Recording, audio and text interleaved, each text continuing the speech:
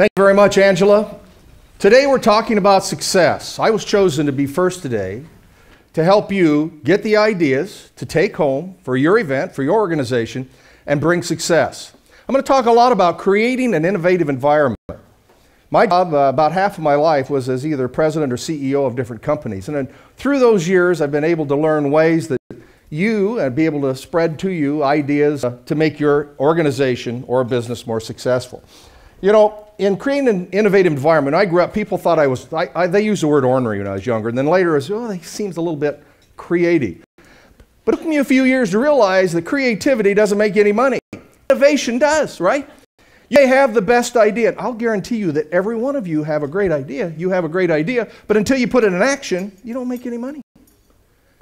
You have a dream you'd like to do. Until you do it, it won't happen. Until you take the action. So we're going to talk a lot about the box. We're not going to talk much. We're going to tell you about the box. What do you say? You got to think outside the box. Why is that? Because that's exactly where the $1 million idea is, right?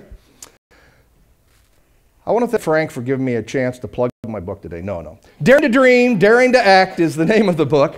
And it's a two-step process to bring ideas to your organization. I have so much fun as a current CEO to be able to walk in and give you the behind the curtains of some of the thoughts that we have as CEOs of bringing new innovative ideas to your organization.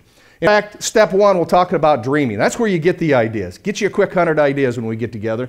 Talk about being nimble, embracing change, being able to change organizations. People react and resist change, right? We'll tell you some ideas of ways to get around that in your organization. Group brainstorming, but here's the one I want you to put in your pocket today. You get a free tidbit today. And here's what it is. The word COT. You want to write down. So I need to write down a COT because you're going to remember this the rest of your life. COT is a pretty easy deal. What came to me was when I went to the lottery, I love ideas. So I'd say, hey, should we have the wall green? How about this ticket? Let's put a dog on this ticket. How about this? How about that? And after about a month, I noticed that the management team was about to melt down. So I called them all together. I said, what's going on? They said, we can't do everything that you're talking about. And I said, wait a minute. I really didn't mean do it. I meant here's some ideas, ways to build upon those ideas. So we talked through how do we communicate that it's just an idea, and we came up with COT. And now here's how it works. Take this home and try this. Next time you do an email to someone, use one of these three in the CC. The first one is action required. As the CEO, that means you better do it. It means your job. I need it to happen right away. I do that maybe on 1% of the emails I send out today. The second is the one that we all use, FYI, for information. What does that mean? That means, think about it, read it. We'll probably talk about this at some point, but it doesn't mean that it takes immediate action. But the majority of my emails and those in my organization today use this one. COT, consider or throw away. That's right, consider or throw away. Now, when you go back and use this and try this to see if you can create an innovative environment in your organization, a very simple step. Explain the rules to everyone when you send it, and here are the rules. If I send you something with COT, that means no response is wanted or required. Do not reply to me. I just wanted to give you the idea. If you're busy, you can simply delete it. And finally, send me your ideas. Now, what we found was that all of a sudden we started exchanging ideas with no judgment. And more ideas came, and more ideas were exchanged. It became much more innovative and much easier to discuss new ideas. That's the first step in Daring to Dream. You get the ideas. I'll work with you to get 100 brand new ideas for your organization. And then you need to dare to act. So daring to act, we'll talk about prioritizing ideas and then making a decision. One of the hardest things to do in business today. Finally, allowing authority. Those that have the ideas, giving them the authority to be able to make your organization more successful. Providing enough resources. That's pretty common, right? Money, time, and people. And finally, and I learned this from a millennial during one of my speeches. He said, how do you like the speech? He says, Rich, it was great. You've been successful. You've done well. It just didn't seem real. Didn't you ever screw up? Didn't you ever make a mess? Not do it? And I found, this came from my professor in college, it's better to have tried and failed than to succeed at doing nothing. Now, in state government, you'd think succeed at doing nothing is a pretty common deal.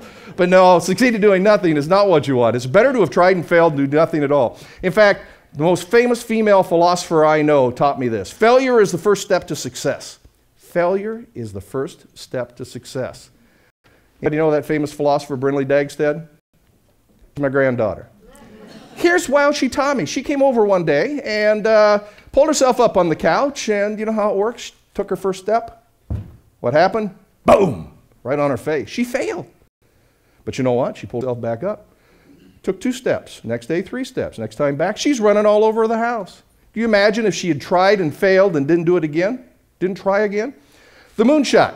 How many of you knew if you take a look at any, Google the moonshot walking on the moon, you'll realize that 90% of the time, the capsule was off course. Think about projects that you have within your organization that you set up, you organize, you have it all set, you got dates, and it doesn't happen. They were off course 90% of the time. Could you imagine if they said, okay, fire away, we'll talk to you in 3 days when you get back, guys. They corrected 90% of the time. Failure is the first step to success. Here's one of my failures and one of my biggest successes, just like the moonshot. It's kind of my moonshot. Cooper, Iowa, a little town, 50 people northwest of here. Guy called me, he was a farmer, said, hey, you're from Cooper. We decided to have a centennial. We're trying to get a little publicity. We don't know whether we're 100 years old or not, but we want a party. Okay, he'd help us with publicity. So we got together and we started thinking, what could we do that would be fun? What are some ideas, the brainstorming that we'll discuss when we get together and during these presentations?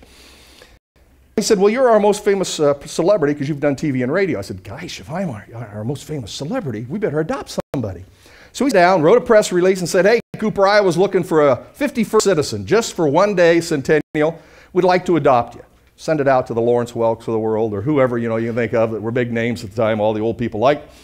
We're going to give away a free oil and lube. That's all we had was one little garage in town. Free cemetery plot. We had 4 cemeteries. Heck, just as well give away cemetery plot.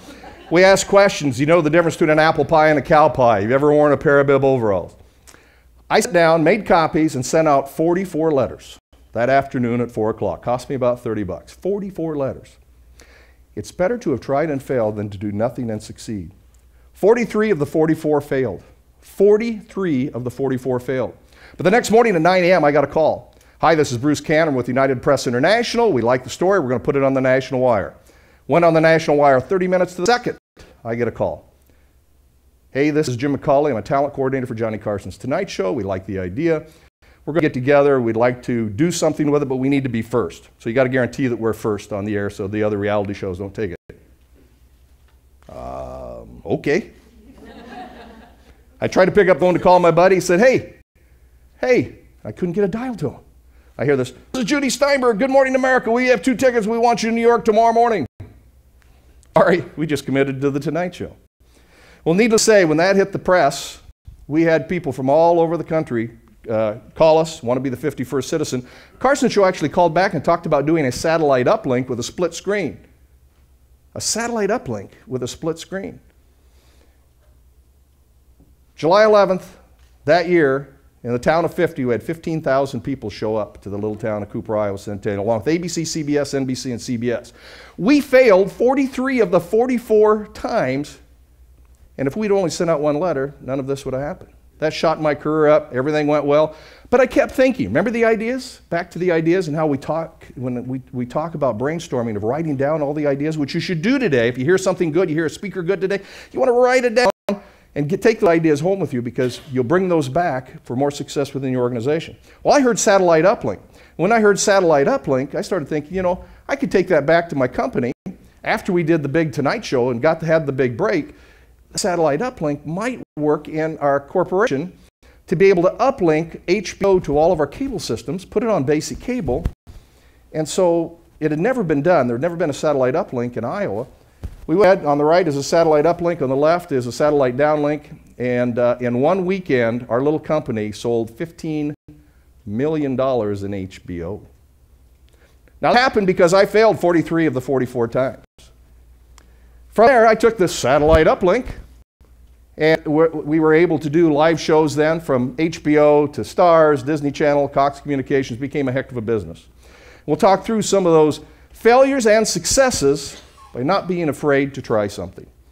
The other one, which was kind of fun, I also ran the zoo for a while. A lot of new ideas. We took it from a $600,000 deficit, cash flowed at $14 million in endowment. It's all said and done. But I got a call from the Botanical Center. They said, give us some ideas. So this is some fun things that you get to do when you do creativity and brainstorming. So they asked to do some ideas, but I didn't realize that one of the people were the person who writes the editorial, not on the left side, the big piece of paper. Next morning was Sunday morning, and I was giving ideas, and here's what came out. Botanical Center, big, save the Botanical Center. What does a big thinker recommend? Grow a marijuana display. Acquire the world's biggest Venus flytrap, big enough to suck down a cow. And finally, maybe add a center for breast cancer patients, he said, because the gardens are therapeutic and the dome does look like a breast. Needless to say, my wife, for the first time in my life, says, you really didn't say that. But what's cool is the leaders who had never really tried something new decided, you know what, if he can get away with that, we will too. And if you get a chance, you want to go down to the Botanical Center, brand new, huge cultural attraction for the state of Iowa, all because we took the chance.